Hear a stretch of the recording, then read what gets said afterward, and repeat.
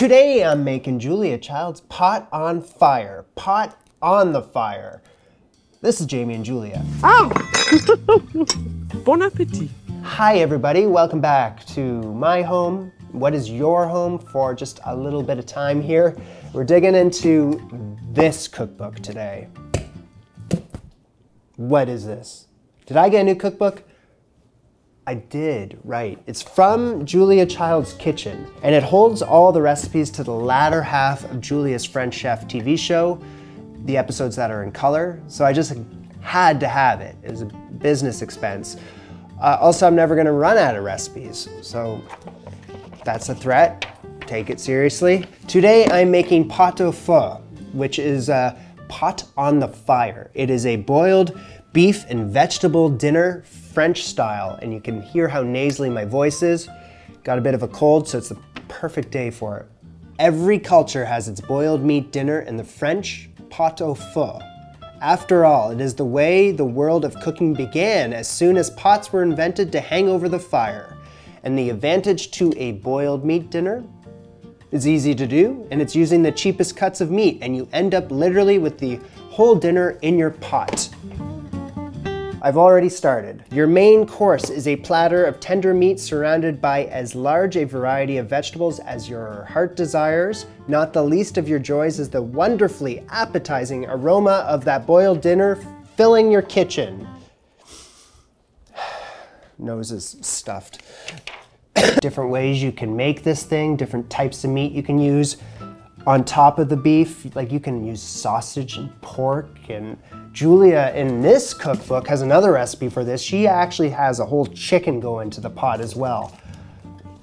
Just gonna go with the beef today. I think that's like the more common way to serve this thing. And I'm gonna make my own beef stock because she says it's the best and most flavorful way to eat pot-au-feu. So I gotta go back in time first to do that.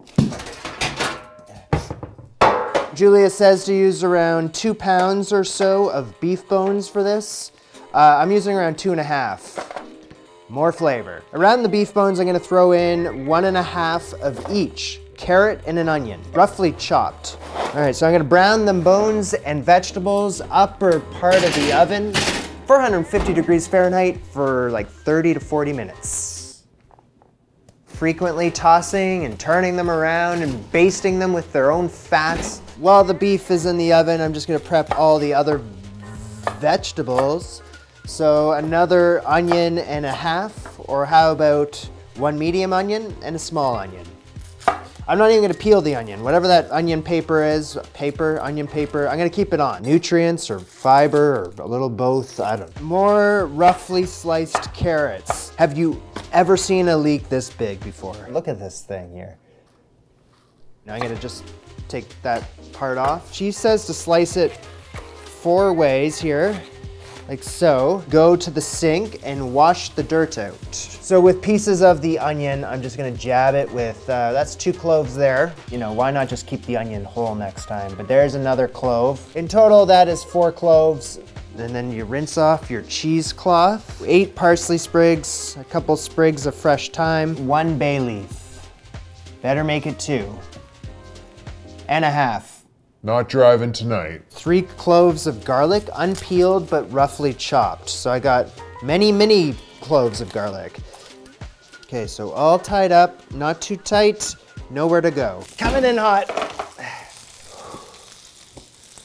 Nice. All the veggies and the bones into the biggest pot I got. She drains the fat, water into the pan. She says that the French call this a cooking treasure. Put the heat on and deglaze. Scrape up all that flavor that got stuck to the pan.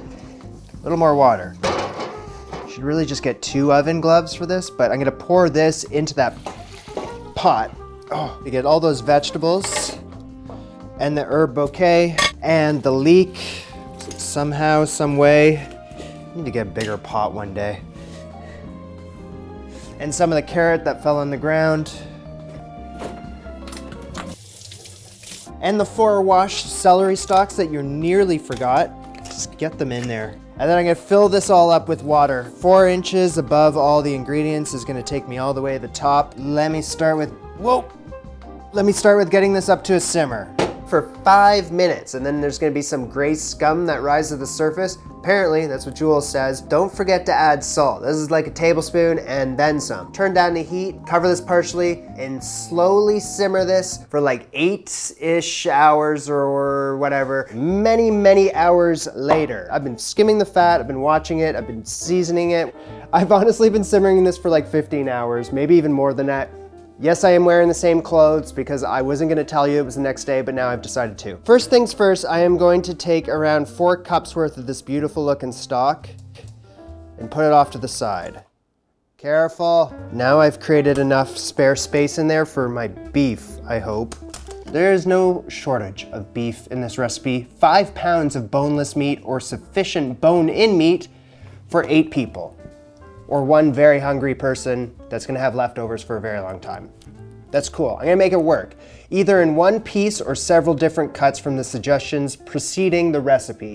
Now, cheap cuts are the best for boiling. You don't wanna use an expensive cut because it's gonna become grainy. So we have heel of the round, short ribs, shank, neck pot roast, flank, boneless chuck, blade, brisket. Those are our options. This is what I got. Shank, bone-in short rib, and chuck. In total, this is gonna come to around 5 pounds worth. 3 pounds, 1.5, 1.5. That's 6 pounds in total, so not 5.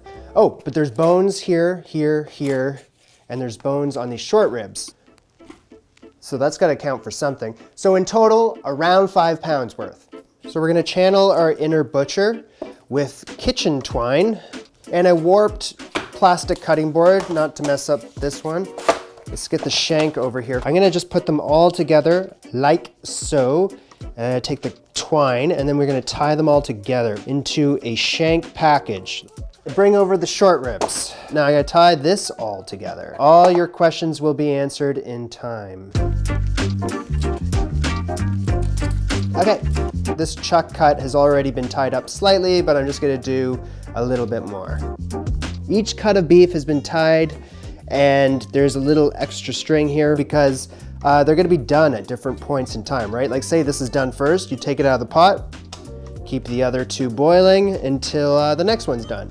And then you take it out, and then all you have left is that in the pot, in this scenario. Does that make sense? Let's do it for real. Chuck goes in. Yeah, we're already gonna run out of room here. Remove some of the vegetables to make room. Get the shank in there next. Okay, it's a full house. So once you've plunged the beef into the stock, you tie it around the handle like so. And I'm looking for some very tender beef. So tender that you can poke it with a fork. It's gonna take around 3 hours, I'm guessing. She says 2 to 4. You know, I split the difference. A boiled dinner is not boiled, of course. This is a culinary poesy. It is cooked at a slow bubble, a quiet simmer, and you will get the best results all around with a beef stock that has been boiled up in advance. After 2 hours, let me check the beef here. The chuck, not done yet. The shanks are looking pretty good, almost done. Short ribs, also almost finished. And salt. Don't forget to salt. Vegetables, let's go. We're gonna peel the parsnips. And Julia says this is a underappreciated vegetable. She says it's got a very nice aromatic flavor to it. I don't believe I've actually ever had it before, and if I did, I wouldn't know. I saw what she did on her show. She just kind of like cut them into pieces that made sense.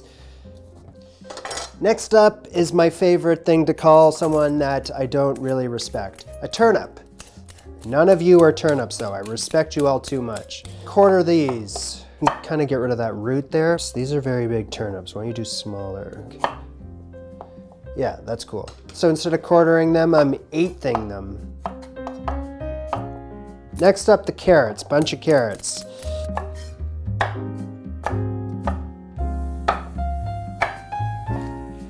If they're thin, just cut them in half. If they're too wide, cut them in quarters.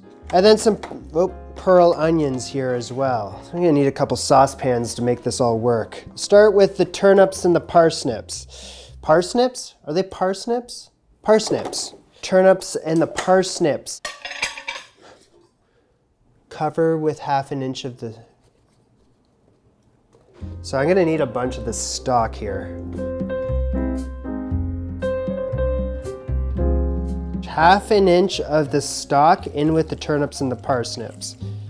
I'm gonna go with an inch because that's a lot of turnips and parsnips in there. Cover that up, back burner, medium heat for 15 minutes. Moving on. Another saucepan for the carrots and the onions. Okay, these pearl onions don't have the stems on and they've already been peeled. You know, it's like 3 handfuls of pearl onions in there. And then I gotta do the same, cover with around half an inch of the stock. Or a little more because you think you need it. So we're gonna need a lid on that. Carrots and onions onto another burner, 30 minutes. Remember. And I think the beef shanks, whoa, the shoot. Okay, the shanks have come off the string. I repeat, the shanks have, I'm gonna have to go fishing. Okay, there's the short rib.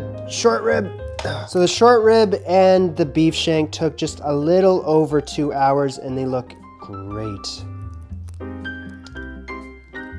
Oh yeah, pierced easily, whoa. The nice pieces of meat into something to keep it warm. There's no mention in the book of seasoning the beef prior to boiling.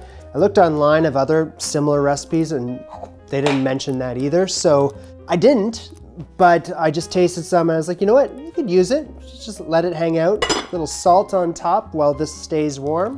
Never hurt anyone.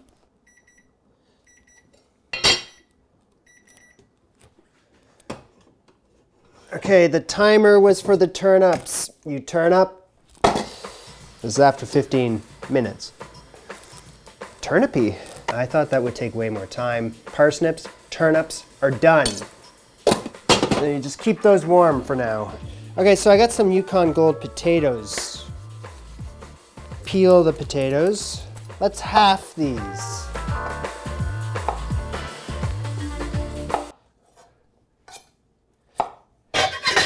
Okay. All right, so Julia, explain yourself here because I am using a lot of pots and pans to make a supposed one pot meal. She says that, you know, you could cook the vegetables in the big pot with everything all together, but that's gonna make all the vegetables mushy. She doesn't like that, so she says cook them all separately. That also means that you're not gonna risk this beef stock tasting too much like turnips and parsnips and potatoes down the road when you reuse it outside of this recipe, which there will be plenty of leftovers. So that makes sense. She doesn't specify with the potatoes, but I thought it would be a lovely idea to also boil these in the beef stock as well. Whatever burner is open, get those potatoes on there until they're tender. I don't know how long that's gonna take, just keep an eye on it. Probably 15-ish minutes. Thankfully, we're on the last piece of this puzzle here, and that's the crinkle leaf Savoy cabbage. I think Julia has ruffled some French feathers with adding the cabbage into this recipe. I think there was a little discourse with that decision, but I am following Julia's recipe, so. Cut the cabbage into wedges and remove the core. I need to steam the cabbage. Thank you, it's a colander. Put these wedges in there. All right, what haven't we used today? The Dutch oven. All right, so let's add some of the beef stock into the Dutch oven here. Cover the bottom of that with some beef stock. Colander on top. Pours a little beef stock on top of the cabbage. And then you salt the cabbage. Pepper also. Ow! Cover it up, and you're gonna need to make room. Okay, so all the way in the back, steaming for 15 minutes. Keeping track of everything, I hope. Let's take an inventory check of what's going on. Potatoes are looking tender after 20. Carrots and onions just waiting for their moment. Cabbage did take a little longer. After 25 minutes, it's tender. So the last piece of the beef, all right, coming in hot. That is tender. That's after like 3 hours. This has just finished cooking, so that needs to rest for 15 minutes. But let me bring over the other meat. While this has been keeping warm, I'm gonna carve up the shank and the short rib. Let's get the meat off the, oh boy. So cut the meat around the bone, any of that marrow too. Hello. The shanks have a lot of fat to them, so just kind of cut around. Whoa. Okay, and the chuck. Separate two pieces there that have come apart. Cutting against the grain on the bias. Is that against the grain? Frick. Sometimes it confuses me.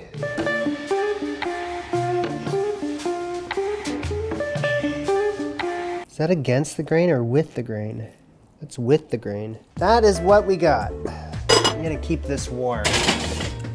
The order of which to do everything next is kind of befuddling. Let's start with the stock. Bowl me and a sieve. Thank you. Strain the stock.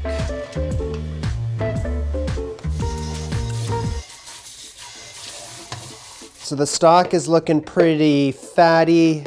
Need to degrease. Quickest way to do so would be to haphazardly pour a lot of the stock into my fat separator. Nothing but the good stuff back into the pot. Yeah, it's just like dirty things up, it's okay. This simple one pot meal has all pans on deck right now. Degreased.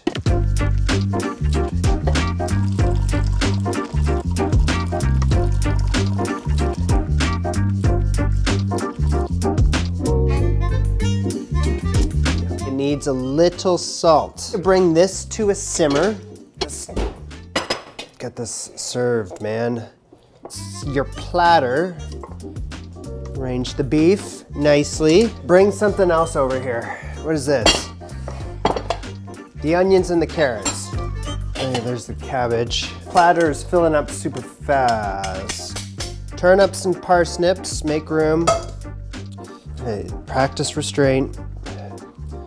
I was hoping that was it, but there's still potatoes. Lots of beige. Some people decorate pot-au-feu with some beef bones. So I figure out, you know, throw it in there, make it look rustic. Spooning the stock, the sauce, the stock sauce, all on top of everything. And of course, a little chopped parsley. That's it, order up.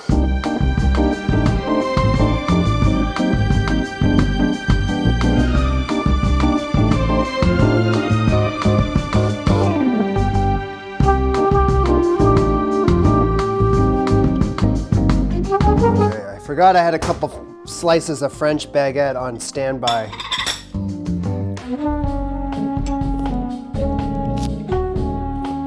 Those pieces of bread are not nice. They're stale. Kind of working with the trio here, the knife, the fork, and the spoon.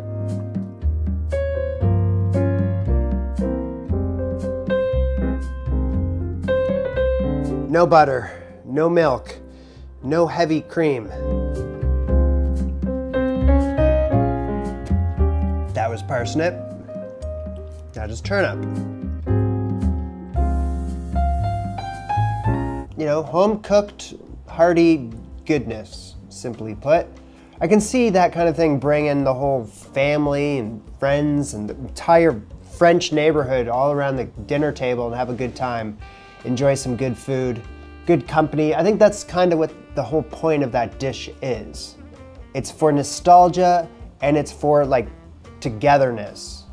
I think, it's just like when I was eating it, that's what I was thinking. Tender, delicious boiled beef. Beef-infused vegetables, even the parsnips were nice. And I loved my beef stock, although the entire thing could have been seasoned a little bit more. Yeah, just watch the seasoning. Jamie, next time, keep your eye on it. Honestly, I don't know what else I could say about it. How can you go wrong with that? It's exactly what I need when I'm sick like this. It's a French classic. I don't know how I feel about the cabbage. I feel like it was just kind of in the way. Something could have been done there. Maybe cut it up into smaller pieces. I've meal prepped for the rest of the week, which is great. And then probably more of it will go in the freezer, make a beef stew down the road. It's gonna be great. But that's it, that's all. This was Jamie and Julia. Bon appetit. Au revoir.